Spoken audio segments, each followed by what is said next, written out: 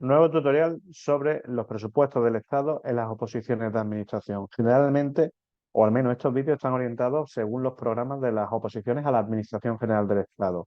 Aunque hay otras, como por ejemplo en las comunidades autónomas, que también os valdría porque los programas suelen combinar la ley de presupuestos del, digamos, general, que es la 47/2003, más la legislación autonómica. Siempre eso lo podréis comprobar en vuestros programas oficiales de la convocatoria.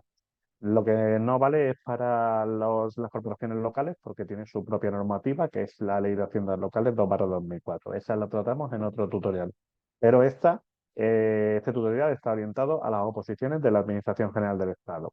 Bien, ¿qué es lo que vamos a ver? Vais a tener diferentes vídeos que trata sobre la ley de presupuestos, bueno, en este caso la ley general presupuestaria en las oposiciones. Entonces, para que no se os haga muy pesado y lo podáis estudiar por parte también, según queráis repasar o queráis aprender, lo que hemos hecho es grabar pues, tutoriales simplemente por parte. Cada parte está nombrada, entonces la vais a poder identificar sin ningún tipo de problema. En este tutorial lo que tratamos en concreto es los artículos constitucionales que sirven de desarrollo para la Ley 47/2003.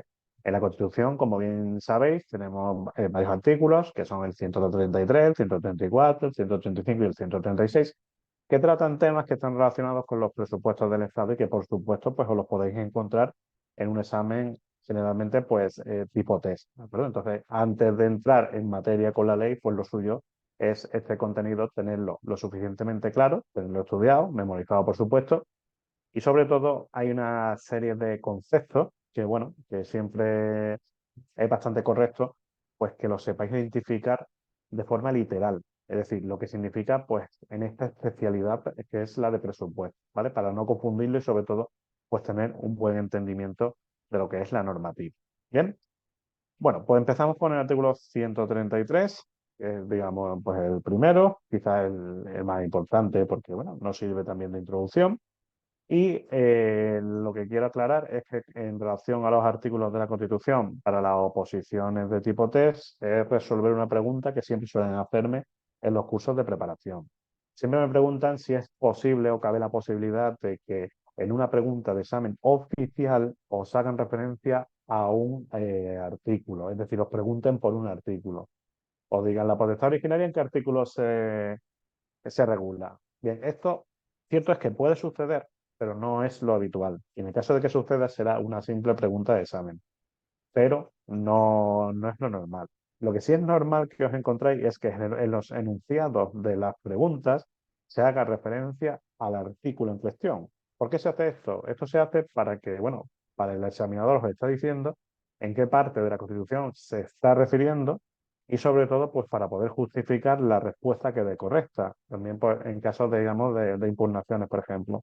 ¿De acuerdo? Entonces, ¿tenemos que memorizar el artículo o no tenemos que memorizar el artículo? Mi consejo es que no hagáis esfuerzo por memorizar el artículo, ya que esto va a salir también de forma automática conforme vayáis estudiando esta normativa una y otra vez, porque evidentemente tenéis que estar repasándola constantemente porque las cosas se olvidan y esta parte todavía más porque son conceptos que no utilizamos en nuestra vida cotidiana, en nuestro día a día, y eso hace pues que lo olvidemos con más frecuencia.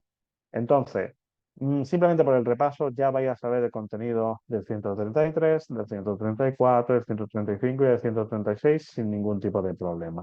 Lo que sí tenéis que prestar especial atención es a los conceptos que hay dentro de cada artículo y darle su definición exacta, porque algunos se confunden con cosas cotidianas de nuestro día a día, pero no significan lo mismo. ¿Por qué? Por la sencilla razón de que estáis tratando una especialidad de las administraciones públicas, que es en este caso el ámbito presupuestario, en especial pues dentro del sector público estatal. Y tenéis que saber qué significa exactamente. Eso, como he dicho antes, insisto, va a hacer que entendáis mejor toda la normativa. ¿De acuerdo? Bien, vamos con el artículo, con el contenido del 133 y en cada punto os digo cómo es posible que se realice la pregunta de examen. Bien, lo primero que aquí tenéis en el primer punto, lo que tenéis que ver es que corresponde, en este caso, al Estado y además de forma exclusiva, la potestad originaria para establecer tributos. Aquí automáticamente ya tenemos que hacer una parada y es poner por escrito el concepto de tributo, porque puede dar lugar a confusión. ¿Qué es un tributo realmente? Un tributo es un ingreso para el Estado, porque al final los presupuestos del Estado no es más que los ingresos y los gastos para un año corriente, para un año natural. Entonces, los tributos es una forma de recibir ingresos. ¿Por qué insisto en esto y por qué lo digo? Pues porque puede dar lugar a confusión. Pues, yo mismo en las clases me han dicho, bueno, cuando dice tributo se está refiriendo a impuestos. Bueno, un impuesto es un tipo de tributo. Entonces hay otros, como son, por ejemplo, las tasas. Vosotros, para participar en la oposición de la Administración del Estado, habéis tenido que pagar una tasa. Eso es un tipo de tributo. Luego, el impuesto, pues, por ejemplo, el IRPF o el IVA. El IRPF es el impuesto sobre la renta de las personas físicas, que es el impuesto que vosotros pagáis por estar trabajando o por ser autónomo. Y luego está el IVA, que lo pagáis absolutamente para todo, hasta para cerveza, para la desgracia de todo. Con lo cual, esos sí son impuestos y por tanto son tipos de tributo y un ingreso para el Estado. Entonces, lo primero con lo que nos tenemos que quedar es que el Estado es el único que puede realmente crear tributos. Eso es una pregunta de examen. Porque si observamos el siguiente punto, nos dice que las comunidades autónomas y las corporaciones locales pueden establecer y exigir tributo, pero es en base a las normas que ha creado el Estado, porque la potestad originaria es solo del Estado. ¿De acuerdo? Las comunidades autónomas y los ayuntamientos lo único que hacen es establecer las condiciones pues, de los tributos, por ejemplo, que van a exigir. ¿Vale? Pues no es lo mismo tener una casa en Madrid capital que tener una casa en un pueblo de Málaga, de recóndito. El IBI como tal, pues es más económico y eso lo establece, digamos, cada ayuntamiento. Pero ¿por qué? El Estado ha creado esa ley. ¿De acuerdo? La segunda posible pregunta de examen dentro del primer párrafo es que de quién es la potestad eh, para establecer tributos, que es exclusiva del Estado y que se debe hacer siempre mediante ley, no mediante cualquier otro tipo de mecanismo, mediante ley además específica. Esto lo podéis vosotros, digamos, como complementar en vuestro apunte para que lo sepáis identificar. Son siempre leyes tributarias, ¿de acuerdo?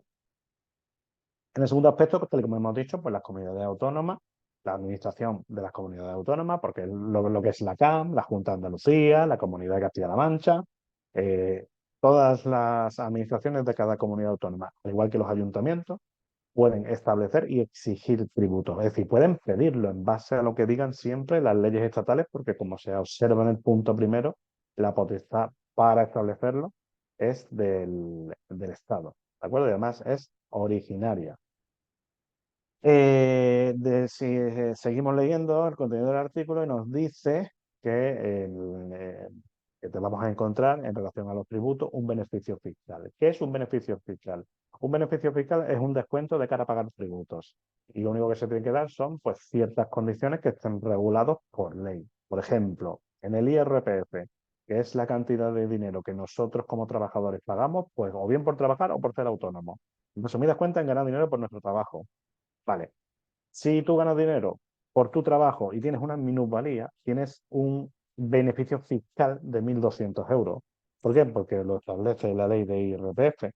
Así de sencillo. ¿Vale? ¿Se pueden establecer beneficios fiscales? Por supuesto, pero siempre por ley. Recordar eso porque es la posible pregunta de examen que os podéis encontrar. Bien, y nos dice por último que es otra posible pregunta de examen, que las administraciones públicas pueden contraer obligaciones financieras, préstamos y realizar gastos siempre y cuando lo hagan conforme a lo que dice la ley. Ahí la clave está en que tenéis que recordar conforme a lo que dice la ley. ¿Y qué ley habla de gastos? Pues la ley de presupuestos que se aprueba cada año, por ejemplo. Es el mecanismo que autoriza a una administración pública a gastar efectivamente en materia de oficina, en coches, en pagar personal, en hacer obras, en comprar edificios, en pagar publicidad para que la gente deje de fumar. Todos esos gastos se autorizan porque existe la ley de presupuestos que ha reconocido el gasto al Estado, luego tienes tu proceso administrativo, pero efectivamente puede pagarlo. Así de sencillo. Y las obligaciones financieras, pues las podéis entender como contraer un préstamo con con un organismo público, como puede ser la Unión Europea, o entre ayuntamientos y el Estado, o ayuntamiento y comunidad autónoma, o entre propias comunidades autónomas, por ejemplo, ¿no? Se puede hacer siempre y cuando pues, respeten lo que digan las leyes. ¿De acuerdo? Bien, en este caso hemos hablado de competencias básicas que podéis enumerar y memorizar así porque son posibles preguntas de examen, pero son aspectos muy sencillitos. Continuamos al 134, que ya tiene un contenido un poquito más extenso, y aquí ya se habla de competencias, hablamos del gobierno y hablamos de las Cortes Generales, y son preguntas, de hecho, que se suelen repetir bastante en el examen y que para mi gusto está muy bien como introducción porque ya te empieza a hablar de conceptos concretos. Entonces vosotros ya podéis empezar a trabajar en memorizar los conceptos más sencillitos, pero conceptos exactos que luego vais a tener que ampliar conforme vayáis estudiando la ley general presupuestaria. ¿De acuerdo? En el primer apartado, muy sencillo para poder ponerle nombre a las competencias de cada institución. Y es lo mejor que podía pasar, encontrar las competencias del gobierno y de las Cortes y empezar a trabajar en ello. En este caso nos lo dice de una forma muy sencilla. Nos pone de un lado al gobierno y nos dice que es quien elabora los presupuestos. Detrás hay mucho trabajo que también tenéis que estudiarlo, pero vamos a ir por parte para no volvernos locos. Y después nos dice que son las Cortes quien le corresponde la aprobación. Pero esta aprobación ya tiene esos conceptos exactos que tenéis que memorizar, porque es examen, enmienda y aprobación. No es solo aprobar, pero vosotros podéis poner aprobar y entre paréntesis ponéis examen, enmienda y aprobación, que básicamente es comprobar que los presupuestos que quieren publicar, pues, estén hechos conforme a la ley y no creen ningún tipo de discriminación ni ningún tipo de irregularidad. Y entre paréntesis, pues ponéis examen, enmienda y aprobación, que son pautas exactas que tienen que llevar las Cortes Generales en relación con los presupuestos del Estado. ¿De acuerdo? Si continuamos leyendo el artículo 134 para extraer preguntas de examen con respecto a lo anterior, pues las preguntas son muy sencillas. ¿De qué competencias tiene el gobierno? ¿Qué competencias tienen las Cortes Generales? Tan sencillo como eso. Si os cae eso en examen es un regalo. Seguimos leyendo y nos dice que los presupuestos del Estado tienen un carácter anual. ¿Puede ser esto una pregunta de examen? Puede ser una pregunta de examen y sería muy sencilla. ¿Por qué? ¿Qué quiere decir que tengan carácter anual? Pues que la ley de presupuestos que se aprueba se hace para un año. Va desde el 1 de enero hasta el 31 de diciembre. Son todos los ingresos y gastos que se va a tener en ese año en curso. Entonces aquí siempre viene, en clase normalmente me suele decir la gente, entonces, ¿qué pinta la plurianualidad que también aparece en estos temas si los presupuestos son anuales? Eso es muy sencillo. Hay gastos simplemente que por su naturaleza van más allá de un año. Si tú quieres comprar coches por el método este habitual que hay hoy en día, que se llama leasing o nombres similares, lo más normal no es renovar los coches cada año, sino hacerlo, por ejemplo, de 3 en 3, como está haciendo el Estado. ¿Vale?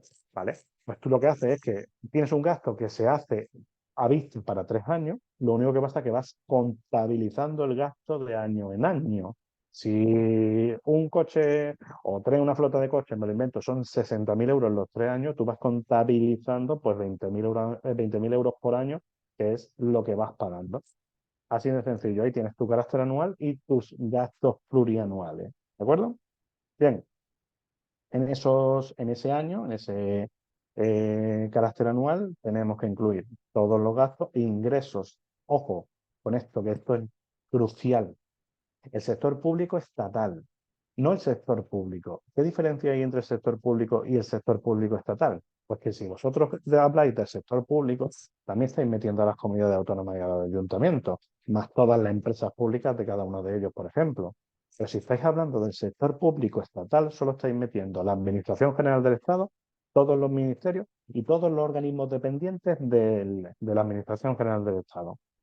Pues no es lo mismo. Y en este vídeo no, pero en el que hace 3 se explica la diferencia. No, perdón, en el que hace 2, el que hace del vídeo 2, se explica qué es el sector público estatal. Podéis prestar atención y lo vais a saber diferenciar sin ningún tipo de problema. ¿Vale? Pero ojo en examen porque os baila una palabra y ya la habéis cagado.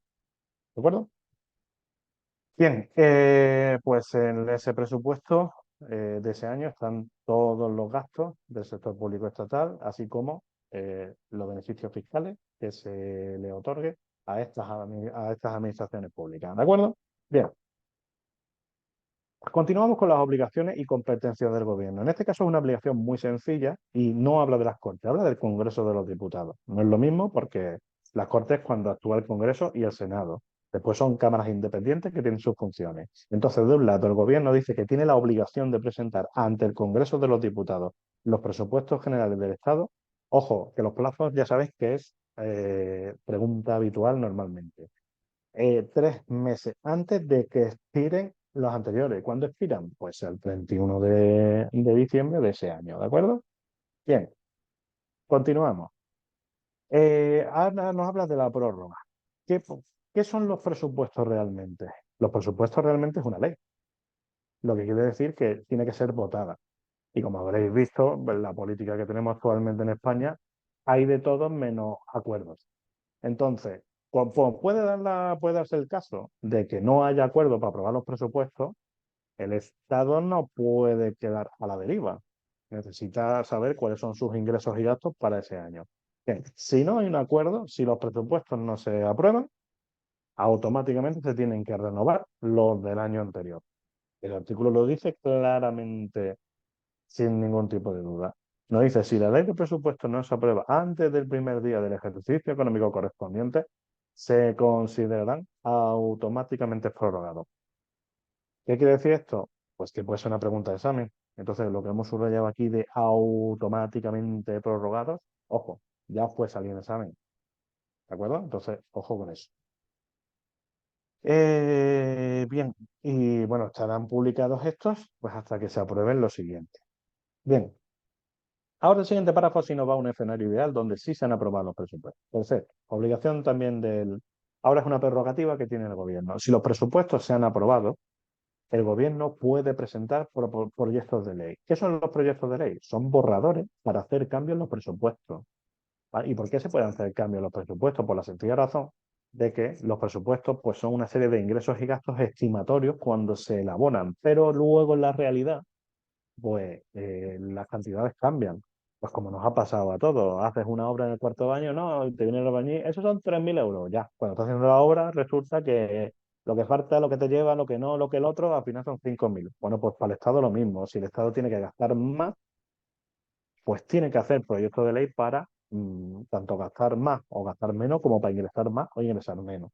Tienen que hacer cambios porque es una administración pública y en España, según nuestra normativa o el conjunto de normas del derecho público, las administraciones públicas están sobreestructuradas.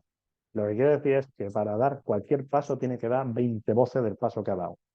¿De acuerdo? Entonces, con el dinero público, pues todavía más. ¿De acuerdo? Eso es básicamente para lo que están esos proyectos de ley aquí. Si nos vamos al último párrafo, nos dice que toda proposición o enmienda, que son más borradores, son escritos para cambiar, en este caso que suponen aumento de crédito o disminución de los ingresos, gastar más o ingresar menos, o ingresar más o ingresar menos, requiere que el gobierno esté de acuerdo con ello. Es una posible pregunta de examen y lo único que tenéis que recordar es que requiere la conformidad del gobierno. Ya está. ¿Vale? Y por último, es una característica de los presupuestos del Estado. Insisto en su vinculación con los tributos, porque mucha gente me dice, ¿qué tiene que ver los tributos con los presupuestos? Porque los tributos es una forma de ingresar. De hecho, es la mayor forma de ingreso que tiene el Estado. Por eso es vinculado. Bueno, si tú como gobierno ejecutivo central y nacional quieres ingresar más a través de los tributos, tú tienes que crear leyes, tienen que pasar por el Congreso sus correspondientes conformidades para poder ingresar, para poder crear esos tributos. Lo que tú no puedes hacer es en la ley de presupuesto, es crear tributos. Se tienen que hacer por leyes tributarias especiales que hablen sobre esos tributos y todas sus características para que no, bueno, para que exista también pues todo lo que, toda la legalidad que persigue la Constitución, ¿no? Bueno, pues la única, os pueden preguntar si es una característica o no, de que si se puede, la ley de presupuesto puede o no crear tributos. La respuesta es no, lo ponéis por escrito. La ley de presupuesto no puede crear tributos, solo lo puede hacer las leyes tributarias especiales o sustantivas. ¿De acuerdo?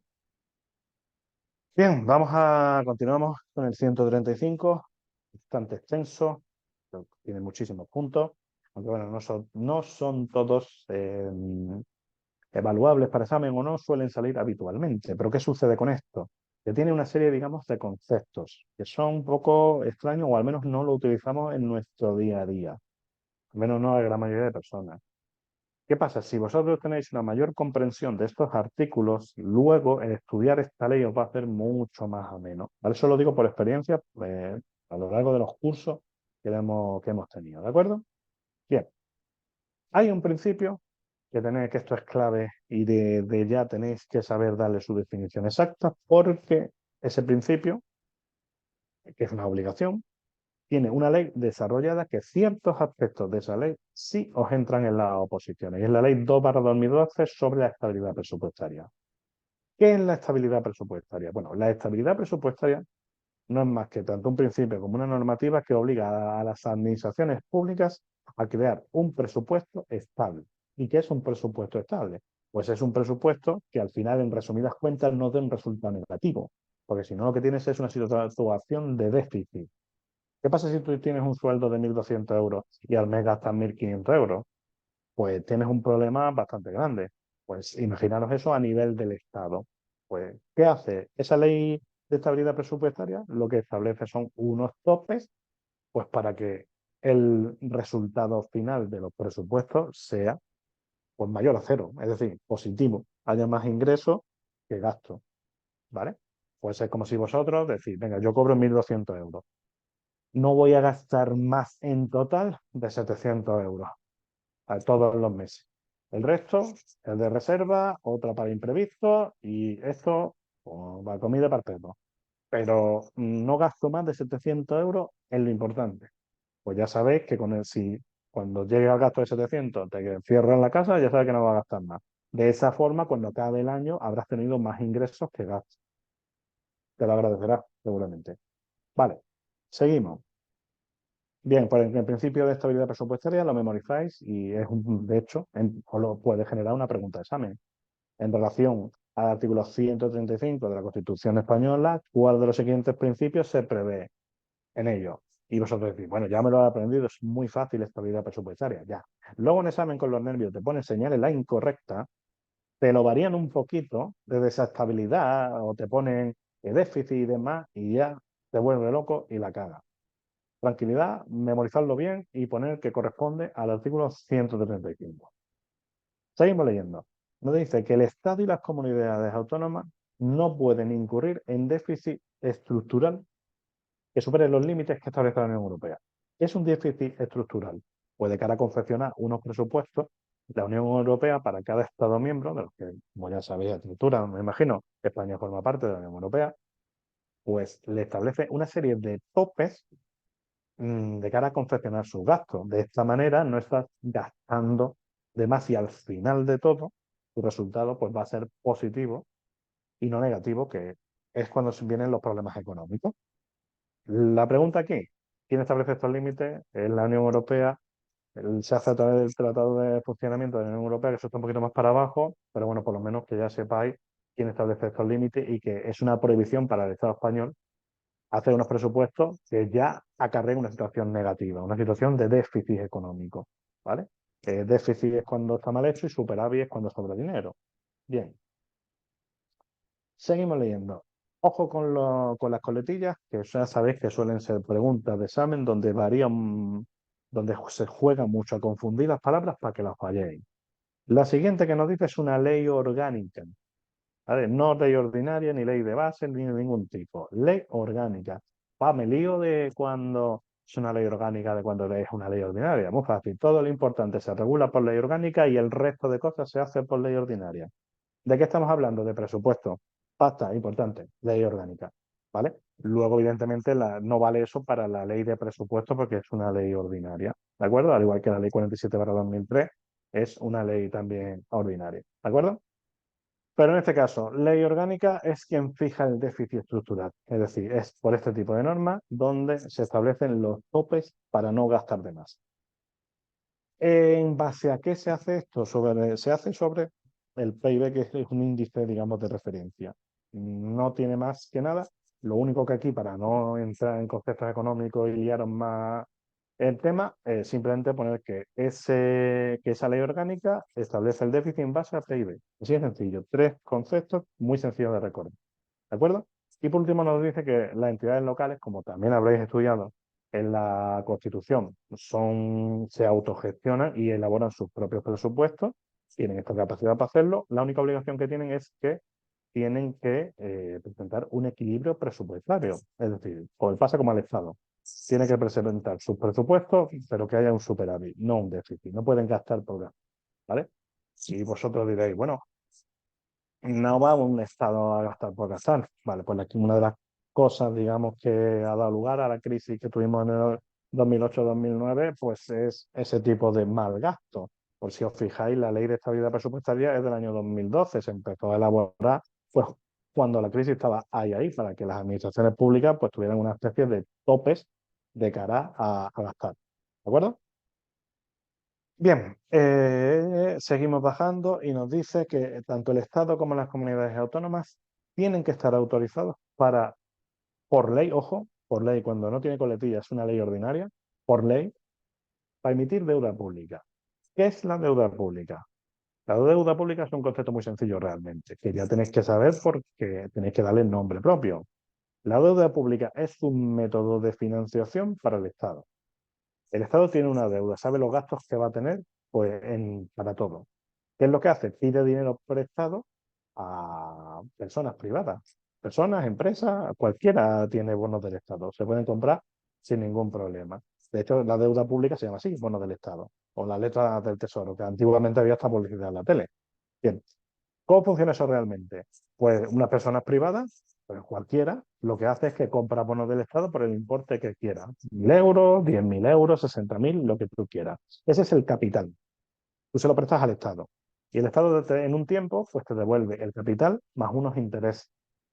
¿De acuerdo? Y con ese dinero el Estado se financia, consigue pues, desempeñar un proyecto en el que recibe, digamos, dinero, por decirlo de alguna manera, y con ese dinero paga el capital y los intereses que ha pedido prestado más la parte que yo haya ganado. ¿Vale? Las empresas privadas funcionan exactamente igual, solo que en lugar de llamarlo deuda pública se llama deuda. ¿Vale?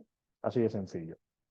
Esto tiene una serie de características que puede generar preguntas de examen. Quiere decir que en los créditos, es decir, en las partidas presupuestarias que se aprueban, está orientada para satisfacer, es decir, para devolver el dinero que se ha pedido prestado, que es el capital más los intereses que ha generado a esa persona, ¿vale? De la deuda pública, tiene que estar incluido en el estado de gasto, porque es una obligación que tiene el Estado para devolver ese dinero y esos intereses. Y además tienen unas características que os lo pueden preguntar perfectamente en examen. ¿Cuál es la característica en las partidas presupuestarias del interés y capital generados por la deuda pública o los bonos del Estado? Pues es que tienen prioridad frente a otros gastos, porque es dinero que ha pedido prestado el Estado. Ya a nivel de marketing, pensar qué imagen da el Estado si pide dinero y le da preferencia a campañas para que la gente deje de fumar en vez de devolver dinero que ha pedido prestado a los propios españoles. Pues evidentemente una imagen muy mala, ¿vale? Pues orientarlo así, pues para entender la lógica de este apartado, por ejemplo, ¿de acuerdo? Y además dice prioridad absoluta, ojo. Y nos dice que estos créditos, los que están, el dinero que está reservado, pues para pagar, luego para devolver los intereses y el capital, no se pueden cambiar, ni modificar, ni nada por el estilo, porque es un aspecto muy importante y, como dice, goza de prioridad, ¿de acuerdo? Seguimos leyendo y nos dice que nos encontramos también que el volumen de deuda pública que tienen todas las administraciones públicas en función del PIB, en base al PIB, no puede superar el valor de referencia que marque el Tratado del Funcionamiento de la Unión Europea. Entonces aquí la única posible pregunta de examen es que el total de la deuda pública no puede estar no puede ser superior a lo que marque la Unión Europea en su tratado. Lo ponéis así por si os lo preguntanse, que, que lo sepáis identificar. Tenéis que separar el déficit estructural del principio de los presupuestos con el volumen de deuda pública, porque son dos cosas que os puede dar lugar a confusión y son la Unión Europea la que lo hace. Lo que pasa que en un lado arriba os dice por la Unión Europea y por otro abajo os dice que es la Unión Europea, pero en su tratado, que ese es el tratado en que rige las características de la Unión Europea, ¿vale? El Tratado sobre el Funcionamiento de la Unión Europea. Bien. Perfecto. Bien, los límites de déficit estructural, vale, ambos están incluidos, perfecto. Vale, ahora nos dice los límites de déficit estructural y volumen de deuda pública solo se pueden superar, es decir, solo pueden ser mayores en caso de catástrofe natural. Claro, pues evidentemente cuando la época de COVID, si había que atender, gastar más dinero en medicamentos, mascarillas, vacunas, etcétera, etcétera, para salvar la vida de las personas, evidentemente sí es una excepción de que esa devolución de intereses y capital se aparte temporalmente pues para atender la salud, ¿no? Pero son casos muy, muy, muy, muy, muy extremos. Pero lo pueden preguntar porque además hemos pasado hace un tiempo ya una situación así y cada vez que hay algo, digamos, de moda, pues yo lo he visto reflejado en los exámenes oficiales, entonces os lo podríais encontrar perfectamente, ¿de acuerdo? Simplemente saber que se puede hacer, se puede superar, pero previa catástrofe natural, ¿de acuerdo? Y en todo caso, eh, catástrofe natural o emergencias digamos, extraordinarias que escapen al control del Estado y perjudiquen considerablemente la situación financiera o sostenibilidad económica, pero en todo caso, ojo, que necesita la mayoría absoluta del Congreso de los Diputados, con lo cual no es fácil ni sencillo. Pero la pregunta de examen puede estar orientada a que identifiquéis la respuesta que requiere mayoría absoluta del Congreso de los Diputados. ¿Vale? Mi consejo es que todas esas mayorías absolutas las pongáis en un único documento y así las memorizáis. De alguna manera os va a ayudar mejor. Bien, seguimos con el artículo 135, que tiene más contenido. Es un artículo bastante ostentoso y puede generar pues, diferentes preguntas de examen. Bien, seguimos hablando de este artículo y nos empieza también con esta coletilla de que una ley orgánica es quien desarrolla los principios de este artículo. ¿Qué son los principios? Los principios no es más que criterios que tienen que respetar las administraciones públicas, en este caso de cara a confeccionar los presupuestos. ¿Vale? Entonces esos principios, para darle importancia, los regulan por ley orgánica. Vale, perfecto. Eh, Sigue el artículo diciendo, así como la participación en los procedimientos respectivos de los órganos de coordinación institucional entre las administraciones públicas y en materia pues, de política fiscal y financiera. Vale, bueno, simplemente de un lado los principios y los otros dice pues, que de cara a que las instituciones actúen en materia de presupuesto. ¿Vale? Todos esos principios se establecen pues, por ley orgánica. Aparte, pues en todo caso nos dice que esa ley orgánica pues, va a regular. Aquí lo que sería es que los aspectos, como veis que están fijados A, B y C, como que los memoricéis, porque son cosas muy difíciles de entender por si se genera una pregunta de examen, aunque no son habituales. Pero esa ley orgánica también tiene que regular la distribución de los límites de déficit y de deuda entre las administraciones públicas. Es decir, esa ley lo que regula son los topes en que las administraciones públicas pueden gastar y la relación entre todas las administraciones. Ya sabéis que en los presupuestos generales del Estado, pues las comunidades autónomas y las corporaciones locales tienen una pequeña partida donde reciben dinero para financiarse. Bueno, pues básicamente lo que dice es que esos límites tienen que estar marcados por una ley orgánica. Así de sencillo. El B os dice que la metodología y el procedimiento para el cálculo de déficit estructural. Esa ley orgánica tiene que establecer las fórmulas para saber cómo se ha calculado el déficit estructural, en qué casos puede gastar más de la cuenta, por decirlo de alguna manera. ¿Vale? Más memorizar que otra cosa. Y el C y la C, la responsabilidad que tendría cada administración pública en caso de que incumpla esos límites. Ya sabéis que en materia de presupuesto cada administración pública es responsable de incumplir, digamos, las normas, porque al final los presupuestos son normas y las instrucciones para su aplicación son normas. Si los incumple, pues tiene sus consecuencias jurídicas. Bueno, pues esta ley orgánica es la que va a establecer las consecuencias para los incumplimientos, por ejemplo, de déficit estructural, de gastar más de lo que debe en donde te han dicho que no gastes. ¿De acuerdo? Y por último nos dice que las comunidades autónomas en relación a sus propios estatutos, ya sabéis que cada comunidad autónoma tiene sus propios estatutos y sus propias normas donde solo son aplicables en su territorio. Y en materia de presupuesto, pues suelen combinarlo con la ley de presupuesto y la ley, en este caso, general presupuestaria. ¿Vale? Pues en base a esos estatutos y esas normas, dentro de los límites a los que se refiere el artículo, adoptan las disposiciones. Disposiciones son normas, también son un tipo de reglamento que proceden para la aplicación efectiva del principio de estabilidad. Es decir, les está dando capacidad de actuación. Les está diciendo que en función de cómo esté previsto los estatutos de cada comunidad autónoma, tienen que garantizar la estabilidad presupuestaria. Como tienen capacidad para crear sus propios presupuestos, que muy bien, pero que respeten los límites y que de cara a confeccionar sus presupuestos mm, garanticen el principio de estabilidad presupuestaria. ¿Qué se garantiza con esto? Pues se garantiza que ninguna comunidad autónoma quiebre o se quede sin dinero y haya que ir a rescatarle, y eso es un problema. ¿De acuerdo? Bien, y por último pues, hemos puesto como atención para que sepáis que el volumen de deuda pública actualmente no puede superar el 60% total del PIB. Y según qué territorio, pues se establece un porcentaje. En el caso de hablar de los ministerios, un 44%, si hablamos de las comunidades autónomas es un 13%, y si hablamos de ayuntamientos y diputaciones es un 3%. ¿Me pueden preguntar esto en el examen? Pues podría ser. ¿Por qué no? Ya sabéis que muchas veces no se siguen simples lógicas o reglas. No está mal saberlo, es una información que ahí la tenéis, si la preguntan, genial, y si no la preguntan, pues genial también, ¿no? Bueno, y por último vamos al artículo 136, que habla de un organismo, un tribunal muy importante en materia presupuestaria, pero aquí hay que hacer un pequeño matiz. Un pequeño matiz es que el Tribunal de Cuentas de la Constitución solo cuenta con una regulación muy pequeñita. Existe una ley orgánica que amplía, que habla todo del Tribunal de Cuentas y en este caso es la que deberíais de estudiar si vais a estudiar, si queréis saber más sobre el Tribunal de Cuentas.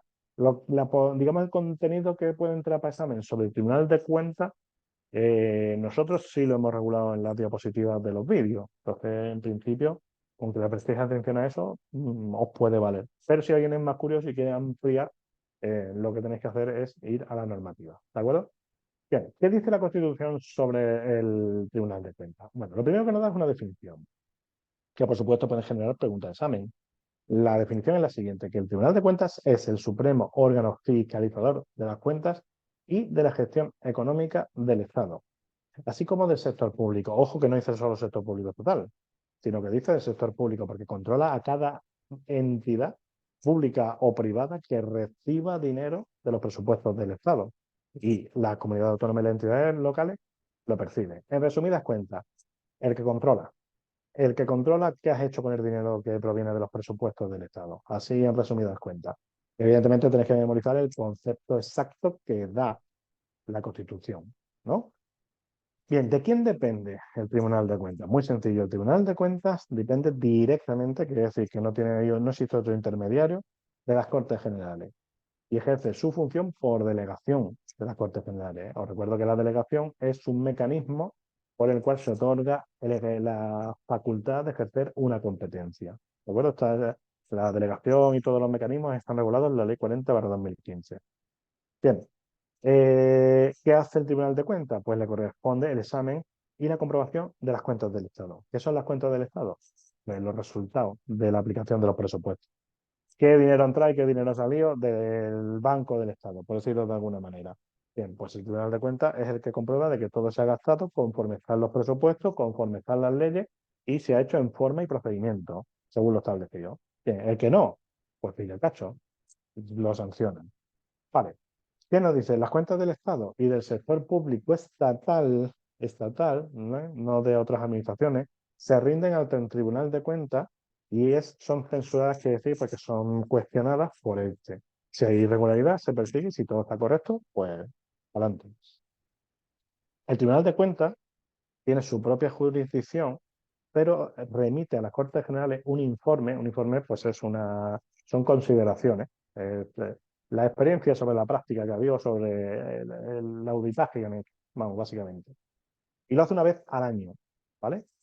Cuando proceda y comunica las infracciones o responsabilidades que se han depurado y a la administración que se le ha hecho pues, por las irregularidades que hayan cometido. ¿De acuerdo? Y por último nos dice que el Tribunal de Cuentas goza de la misma independencia, esto quiere decir que no recibe instrucciones, sino que tienen que aplicar la ley sin pedir opinión profesional de sus superiores, y ya no solo eso, sino también a otros organismos como puede ser el gobierno o puede ser incluso las Cortes Generales, ¿de acuerdo? Son independientes, simplemente aplican la ley. Y son inamovibles, quiere decir que no se le puede remover de su puesto de trabajo porque existe un conflicto, por ejemplo, pues con una administración a la que estén enjuiciando, pues para meterle un puro, en resumidas cuentas. No se le puede remover de su puesto de trabajo, ¿vale? Y tienen las mismas incompatibilidades pues, que tienen los jueces. No puede ser juez y tener un cargo político, por ejemplo, ¿de acuerdo? Y por último, que es una ley orgánica, insisto, es una ley orgánica la que regula la composición, la organización y funciones o competencias del Tribunal de Cuentas, que deberéis complementar con esa ley si queréis saber más sobre el Tribunal de Cuentas. Bien, pues los artículos constitucionales hasta aquí. Podéis reproducir el siguiente vídeo que trata de lo que es el presupuesto y, digamos, sobre todo ahí vamos a tratar lo que es el sector público estatal. Si no lo tenéis claro, os aconsejo que lo reproduzcáis porque esto os va a dar una mayor comprensión y un mayor conocimiento. Muchísimas gracias por la reproducción y nos vemos en el siguiente tutorial.